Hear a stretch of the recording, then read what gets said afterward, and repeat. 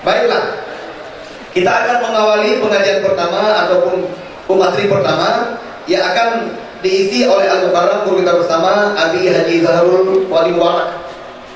Dalam kajian beliau dengan berjudul bagaimana teori akad arahan ataupun akad gala-menggala. Ini kan gala digabung, tak gala-menggala. Kadang-kadang kita tak kedepankan adat kata pelita syariat. Maka butuh kajian ilmu hari ini, yaitu tentang masalah akad gala yang dibolehkan dalam syariat dan yang tidak dibolehkan dalam syariat. Berhubung waktu kita kata pupah-pupah ni abid lakemah, mungkin waktu yang persiapkan dari panitia 20 menit depan. Kepada Ali kau persilakan dengan segala hormat.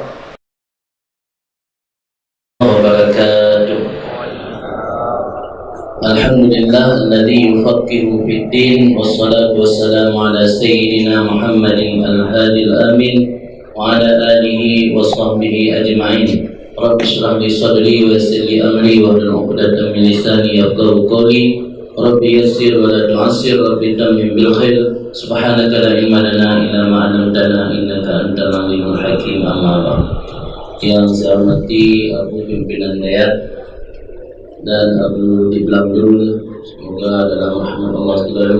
Abu Abi di Matang Panyang, Abi di Baru Gading, Wadid Landing, dan saudara kita dari DPR Aceh, dan juga kepada seluruh para alim ulama, para tunku yang mungkin sebut nama satu persatu. Mudah-mudahan amanun dalam rahmat dan ridha Allah Subhanahu wa taala. Pertama mohon izin juga kepada para guru-guru London, karena London yang mulai pun yang rasa nyuruh pihak adab nyuruh lagi maaf dan arubah turun pun. Jadi pertama materi yang dibuat oleh panitia tentang arahan atau gala dan segala permasalahan yang terjadi dalam masyarakat. Sebelum kita yang melangkah lebih jauh, perlu kita yang mengetahui tasawur daripada arahan ataupun definisi arahan. Definisi arahan adalah ya'lu aini malin wasiqatan bidainin yustawfa minha inda ta'adzuri wa fari. Artinya, saya jadikan satu benda sebagai jaminan hutang yang benda tersebut akan dijual saat hutang tidak dapat dilunasi. Jadi fungsi rahan adalah untuk wasiqah sebagai jaminan. Sebab jaminan dalam fikih le yang urang kembamai. Yang tukang jamin benda mati kan urang ya urang di kulit ya kita benda mati ya mungkin ya kita urang hanya tempung hutang hantem hutang. Jadi begat apa dalam agama ada yang untuk mempermudahkan supaya urang item beri hutang istilah dengan rahan atau gala. Jadi rahannya adalah sebagai wasiqah, jaminan mental untuk pemanfaatan bagi orang yang memberi hutang. Kemudian syarat dan rukun rahan tersebut dari berdasarkan definisi yang telah disampaikan Nuno, yaitu sebagai jaminan hutang. Syarat dan rukun rahan adalah pertama ada barang yang wujud yang berupa harta sebagai jaminan kepercayaan. Yang kedua, fungsi barang tersebut sebagai wasiqah atau jaminan. Maka barang yang terpegang ke wasiqah tersebut harus bernilai, memiliki nilai manfaat. Lanjut barang yang berharga. Kemudian yang ketiga, syarat barang harus berupa barang yang suci. Sama lagi syarat yang berlaku pada akad jual beli. Yang keempat, barang yang digadaikan merupakan hak kuasa ataupun mamluk milik daripada orang yang menggadaikan. Lanjut barang itu tak duduk ke rahan, harus barang yang milik kita ini. Kemudian barang tersebut benar dan serah terima. Dengan demikian maka rukun yang rahan tersebut mirip sama persis dengan rukun yang pada jual beli. Artinya ada orang yang melakukan akad yaitu rahim, dan ada yang menerima akad rahan tersebut yaitu murtahin. Kemudian ada barang yang digadaikan, dalam istilah fikih disebut marhun, berupa harta. Kemudian besaran uang yang dipinjamkan dan masa jatuh tempo yaitu marhun bih atau hutang. Kemudian ada sirat atau lafaz yang diucap oleh orang yang duduk gadai tersebut. Jadi dari buah rukun rahan tersebut, ini menunjukkan punya kemiripan antara rahan dengan akad biasa jual beli. Dalam kitab Minhajut Talibin halaman 114 pada bab rahan disebutkan la yasihu illa bi ijabin wa qabulin. Jadi rahan baru sah benar ijab dan benar kabul. Jadi tidak juga syarat dalam prosesi akad ijab kabul tersebut, syarat yang sesuai seperti kehendak akad rahan atau nama maslahah bagi akad. Sebagai contoh, disyaratkan saksi, guna saksi yang akad sah. Tapi mensyaratkan sesuatu yang merugikan murtahin, yang akad rahan batal. Berpijak dari ketentuan-ketentuan tersebut, termasuk yang merugikan salah satu daripada orang yang pegang akad rahan, baik rahim ataupun murtahin, adalah ku yang berlaku padanya tidak syaratkan manfaat kepada murtahin, kepada orang peutang. Tidak perlu gala, sementara manfaat pada tanah gala tersebut dimiliki ataupun diambil manfaat oleh orang yang peutang dan orang podana. Padahal fungsi rahan hanya sebagai wasikah jaminan dan untuk memberi manfaat lebih kepada si pemilik hutang.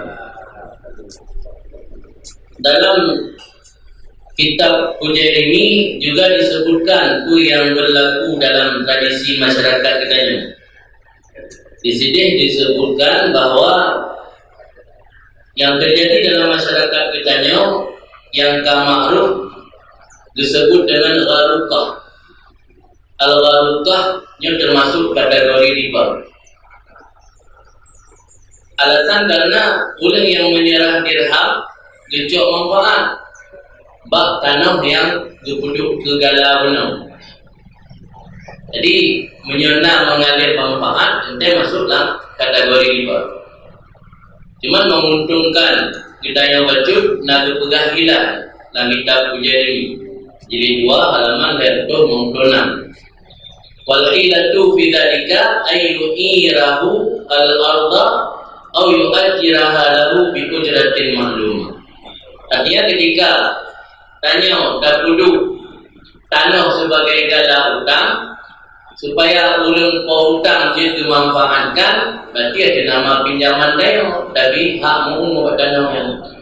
Tapi bila pegang akad, dalam akad tak pegang syarat. Sebagai contohnya dong piutang gerak dengan syarat duduk borok tanah belang dan tanah belang yang wujud temu hidup yang pun kan kabasin akan rahan kabati dari pun kabati.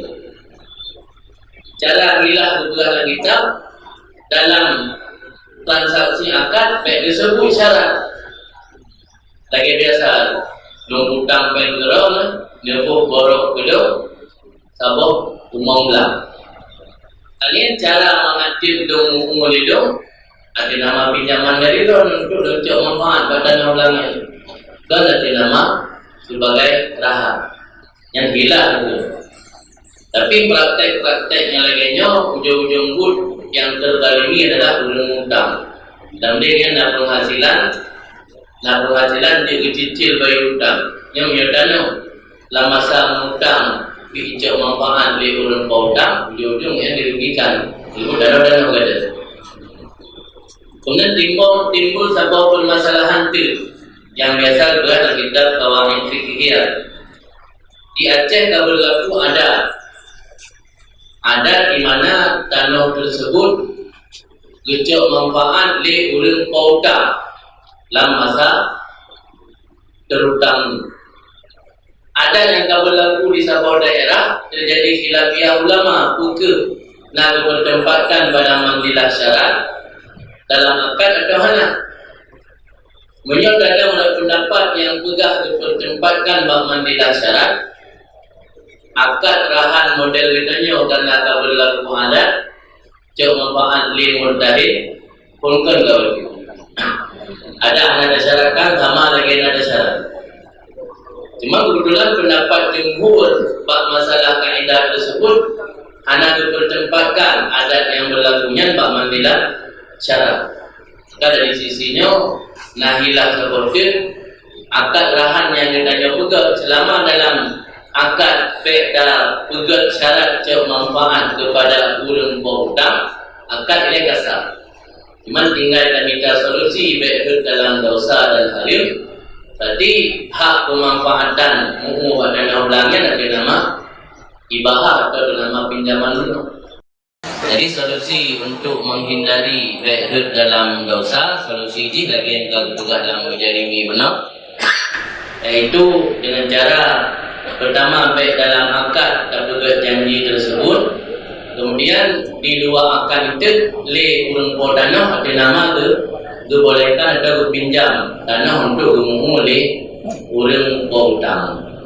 Namun praktek yang lainnya berlangsung dalam waktu yang lama, nya di sisi lain merugikan urang hutang. Karena ini hanali pengdamang gara-gara tanah kali memulih urang berhutang. Maka lama-lamanya dilarang hal-hal yang mengandung unsur kemudarat urang lain. Cuman mungkinnya boleh sampaikan si Bacut konsekuensi dari akad pasif penuh, karena kebiasaan dalam masyarakatnya sering dianggap hal sepele, padahal persoalannya termasuk dalam kategori dosa. Jadi tertulis dalam kitab Ujadi Misi bahwa persoalan akad pasifnya masuk dalam kategori dosa. Walaupun ini disebut minas sawahir menurut pendapat Rajih, tapi membiarkan diri aktif dosa-dosa yang gugutnya bisa berakibat kepada menjadi dosa lain. Pulau menyenat berbandingkan dianggap sepele dosa-dosa meskipun dosanya masuk dalam kategori dosa gugut. Jadi supaya adanya masyarakat terhindar daripada dosa tersebut, hilahnya lagi yang kali buka boleh. Jadi akad rahan tak buka laju, cuman masyarakatnya kadang hana siap menyahana keuntungan gotnya bak tanah tersebut hanya sebagai jaminan hutang tok. Jadi hilahnya ada nama pihak pinjam kan le urang hutang. Jadi praktek-praktek yang berlaku selamanya yang nak jalan untuk cari pembenaran. Tapi dia berbuat akad, cara dalam akad dia bukan kebetulan yang harus digarisbawahi. Artinya dia orang yang hutang pada jeraulun nilai borok hanya lantas berbuat syarat. Dia just long hutang pada jeraulun duduk borok tanah gedung, tanahnya gedung yang umum. Selama orang-orang berlatih dibayar hutang. Yang lagi ada buat syarat mungkin karena sarahan. Berarti karena sarahan tanya daya umum membak tanah ke menyahana izin dari portanya dalam kategori istilah hak orang lain masa berkira. Maka untuk menghindari hal-hal tersebut sampai menimbulkan hukum-hukum yang lain, maka solusi ini lagi yang disebut dalam kitab Ujadi. Jadi akad bukan laju akad rahan tanpa menyebut siapa yang akan mengambil manfaat bahkan rahannya. Itu dah bukan janji dulu dengan orang yang berhutang. Malangkah bijak menyo terjadi di urang berhutang baik selama hutang lah bila ke hak pakai tanahnya. Minimal dia hutang 2 tahun, semua oleh urang berhutang itu, semua oleh berhutang itu. Jadi minimal urang berhutang nak sumber untuk mencicil hutang. Tapi yang terjadi praktek yang terjadi dalam masyarakatnya kadang-kadang hanya pihak yang mau mengalah, dia pasti akan menghadapi kerugian satu pihak. Di satu pihak itu mendapat keuntungan, satu pihak itu merasa dirugikan. Namun hanya masuk dalam kategori riba selama hanya disyarat dalam akad. Tapi praktek-praktek yang lainnya bisa memiliki potensial untuk merugikan sebelah pihak.